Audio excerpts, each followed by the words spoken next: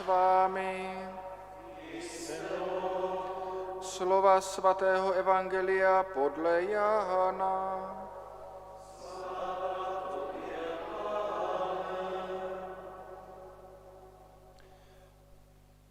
Ježíš řekl svým učedníkům: Přišla hodina, kdy Syn člověka bude oslaven. Amen, amen, pravím vám, jestliže pšeničné zrno nepadne do země a neodumře, zůstane samo. Odumřeli však, přinese hojný užitek. Kdo má svůj život rád, ztratí ho. Kdo však svůj život na tomto světě nenávidí, uchová si ho pro život věčný. Jestliže mi kdo chce sloužit, ať mě následuje, a kde jsem já, tam bude i můj služebník. Jestliže mi kdo slouží, Otec ho zahrne poctou. Nyní je moje duše rozechvěna. Co mám říci? Otče, vysvoboď mě od té hodiny? Ale právě kvůli té hodině jsem přišel. Otče, oslav své jméno. Tu se ozval hlas z nebe. Oslavil jsem a ještě oslavím. Slyšeli jsme slovo Boží. Chvála tobě, Kriste.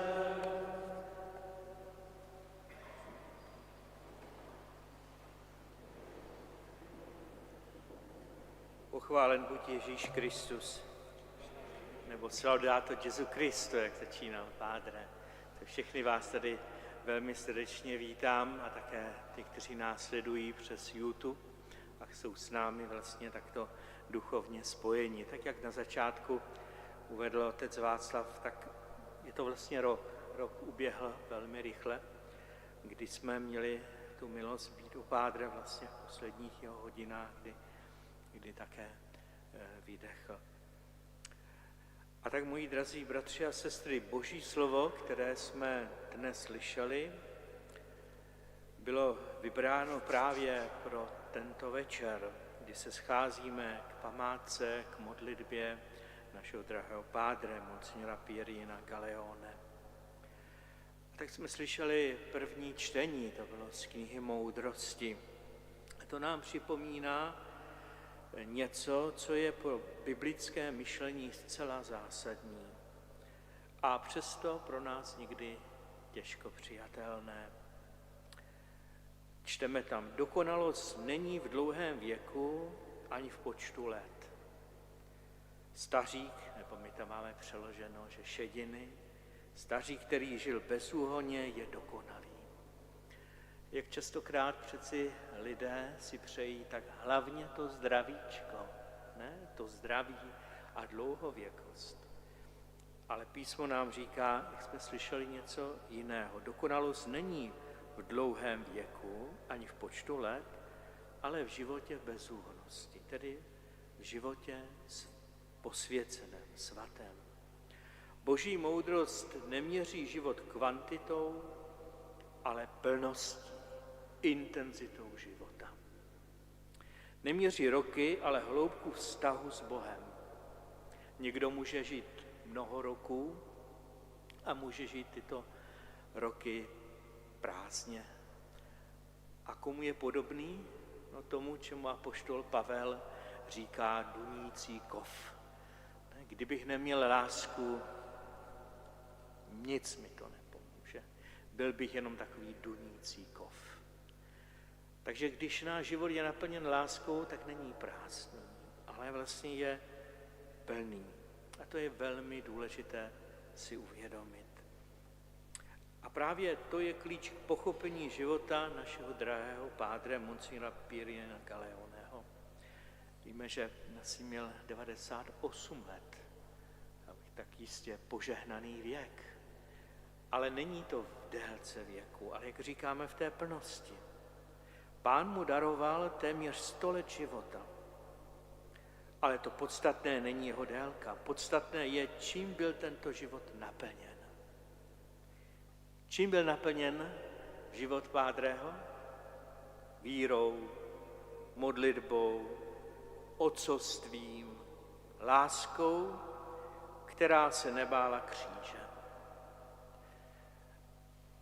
Náš Pádre byl takovým učedníkem, žákem svatého otce Pia. Víme velmi dobře všichni, že byl od něho zázračně uzdraven ze smrtelné nemoci. A právě Padre Pio ve svých listech opakovaně připomíná, nezáleží na tom, jak dlouho žijeme, ale jak dokonale žijeme pro Boha. A právě tato jednoduchá věta shrnuje biblickou moudrost, kterou dnešní čtení staví před naše oči. A evangelium, které jsme slyšeli, nás pak vede ještě hlouběji.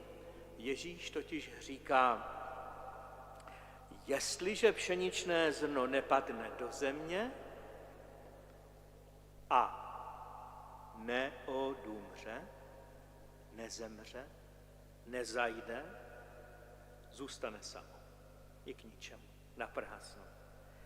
Odumřeli však přinese hojný užitek. Jak často slyšíme tato slova evangelia, určitě jste se s tím setkali ve svém životě. A jak málo jim rozumíme nebo prakticky je zavedeme do života. Je to vlastně určitý princip duchovního života. Skoro bychom mohli říct určitý zákon. Není to poetický obraz. Zrníčko, zemře, políčko. To je zákon, to je kritérium. Zákon duchovního života. Zákonem, který Ježíš naplňuje na kříži. A zároveň zákonem, který žili svatí. Každý svatý je následovník Krista. A jako Ježíš zemřel na kříži, tak každý, kdo ho následuje, zemře pro něho, aby přinesl plody. A to umírání není jednou jako mučedníci, ale je to vlastně dávání svého života. A tak náš drahý pádre, Monsignor Pierino, byl knězem, který tento zákon nejen kázal.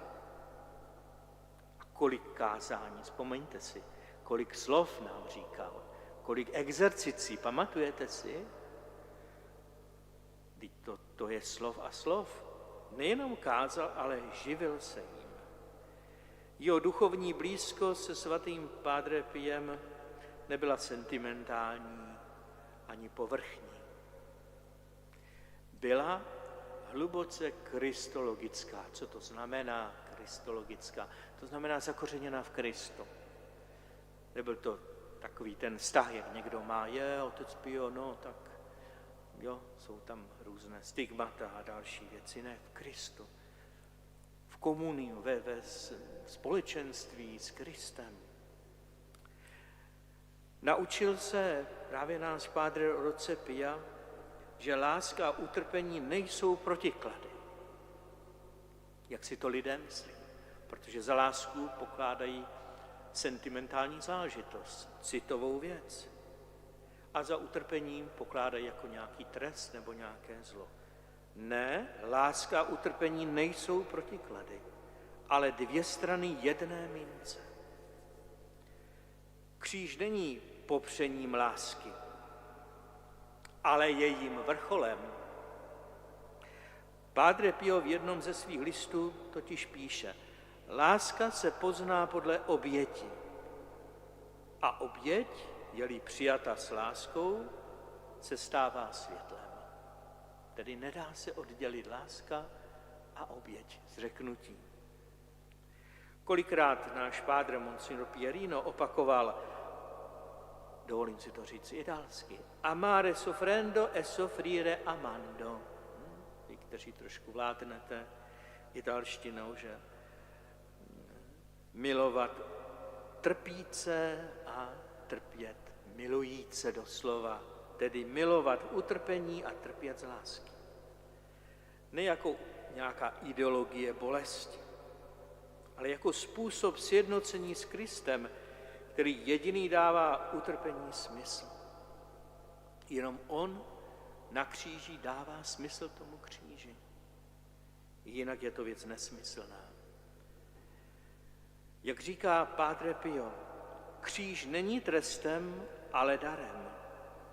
Je to pečeť lásky, kterou Bůh vtiskuje duši, jež mu patří. Je to pečeť lásky. Mám to zopakovat? Rozuměli jste? Je to pečeť lásky. Rozuměli jste? Je to pečeť lásky. Ještě to mám říct? Je to pečeť lásky. Stačí? Ještě jednou? Je to pečeť lásky. Evangelium nám dnes také říká, kdo miluje svůj život, ztratí jej. Kdo však nenávidí svůj život na tomto světě, zachová jej pro život věčný. A náš pádre, monsignor Pierino, nebyl člověkem, který by si šetřil život. V žádném případě. Rozdával jej. Rozdával čas, pozornost, modlitbu, slova útěchy i slovo pravdy, která někdy je jako takový dvojsečný meč, který proniká do morku kosti. A především monsignor Pierino, náš pádre, nikdy nepoutal lidi k sobě, ale vždy je vedl ke Kristu. A to je znak pravého duchovního otcovství. Ne závislost, ale zralost. Ne připoutání k sobě, ale svoboda božích dětí. Otcovství Pádreho bylo opravdu velikánské. Padre Pio v tomto duchu psal svým duchovním dětem: následuj Ježíše a nenech se připoutat ani ke mně, já jsem jen cestou, on je cíl. Padre Pio, který byl opravdu velikým svatým. A ta svatost byla velmi viditelná. A řekne toto: nenech se připoutat ke mně, já jsem jenom cesta. Toto slovo se v životě monsignora Pieriniho stal konkrétní pastorační praxí. Proto mohl kolem sebe vytvářet skutečnou duchovní rodinu. Proto mohli lidé z různých kontinentů říci: měl jsem otce. Opravdu ze všech kontinentů, z různých míst. Ne proto, že by je vlastnil, ale protože jim věřil, že nám věřil. A tato důvěra byla léčivá. Uzdravovala zlomená srdce, probouzela povolání, vracela naději těm, kteří ji už téměř ztratili. Ježíš v dnešním evangeliu také říká: Otče, oslav své jméno.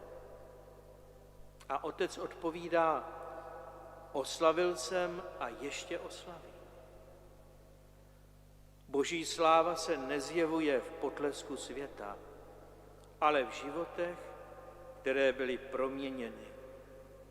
Padre Pio napsal: Bůh je oslaven nejvíce tehdy, když se duše tiše a věrně obětuje.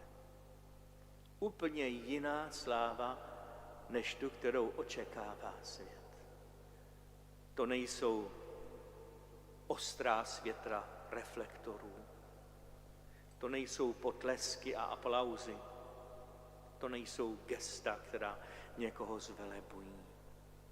Bůh je oslaven nejvíce tehdy, když se duše tiše a věrně obětuje. A dnes večer můžeme s pokorou říci: Boží jméno bylo oslaveno v životě monsignora Pierinio, našeho pádre. Ne skrze mimořádná gesta, ta byla také, ale skrze věrnost, skrze každodenní modlitbu těch růženců. Sami byste mohli místo mě říct svoje svědectví. skrze schopnost vidět v každém člověku syna a dceru Boží. Kniha Moudrosti říká, že spravedlivý může zemřít dříve, aby ho zlo neskazilo. V případě našeho pádre bychom mohli říci, Pán si ho povolal ve chvíli, kdy byl dokončen, dozrálý, naplněný, jako zrno, který už vydalo klas. A tak dnes neoslavujeme minulost, ale děkujeme za plod, který z tohoto zrna stále vyrůstá. Děkujeme za duchovní otcovství, které nezaniká smrtí. Děkujeme za svědectví, že evangelium je možné žít do krajnosti a bez strachu. Když to zvládl Pádre, proč my ne? Jak napsal Pádre Pio krátce před smrtí, po smrti budu ještě více pomáhat, než když jsem byl na zemi. A snad toto platí i o našem Pádre. Právě kež nás jeho příklad učí tomu, co je podstatné. Nebát se ztratit sebe, abychom našli Krista a skrze Krista život. A na závěr mi dovolte, milí bratři a sestry, zakončit tuto homilii osobním vyznáním, vzpomínkou, vděčností, které v sobě, jak doufám, nese hlas mnoha z vás, synů a dcer, jež monsignor Pierion Galeone duchovně zrodil a vedl. Mnozí z nás věříme, že vstoupil do nebe, do místa, po němž celý život toužil a k němuž nás neúnavně vedl. Mnozí z nás by mohli říci, jemu vděčím za své kněžství. Za zasvěcený život, za víru, za to, že jsem pochopil, jak velmi mě Bůh miluje a že mě volá ke svatosti. On nás učil modlitbě, on učil lásce, on učil odpuštění, on učil odvaze podívat se do vlastních ran a nazvat je pravým jménem. On nás učil vytrvalosti. On nás učil víře, naději a lásce. On učil pokoře malých. On učil žít jedině a jedině z Boží vůle. Předal charisma, které je darem pro celou církev, služebníky Servila Sofferenza. A učil, že utrpení sjednocené s Kristem není marné. Od prvního setkání s ním dával lidem zakusit, že jsou synové a dcery, že nejsou sami, že někdo za ně nese odpovědnost srdcem Otce, které miluje. Jeho vytrvalost, jeho láska a jeho věrnost Pánu Ježíši byly oporou a záchranou pro mnohé v jejich kněžství, jejich povolání i každodenním životě. Kolik kněží, nejenom nás, institutu, ale jiných ho vyhledávali. Kolikrát přišel i biskup zdaleka a složil celou tu svoji tíhu. Kolik jich bylo. Můžeme to říci beze strachu. Byl to duchovní otec, veliký, tichý, pevný,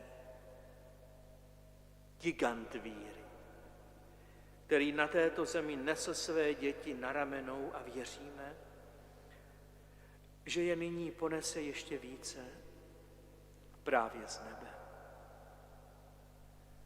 A proto dnes nejsme smutní, že si připomínáme rok od toho, co odešel. Slzy, které možná máme v očích, myslím, že jsou slzami radosti a vděčnosti. Děkujeme Bohu, děkujeme Panně Marii, děkujeme svatému otci Piovi, děkujeme za dar Pádre. A s pokornou nadějí volejme: Pádre, Otče, Babbo, italsky, tatínku, očekávej nás, abychom i my jednou přišli tam, kde jsi ty. A zůstaňme věrní tomu, co nám stále opakoval, co nám říkal: Ježíš tě chce svatého. Tvá duše je Ježíši nesmírně drahá. Kéž nám Bůh dá milost o to stále více a více usilovat.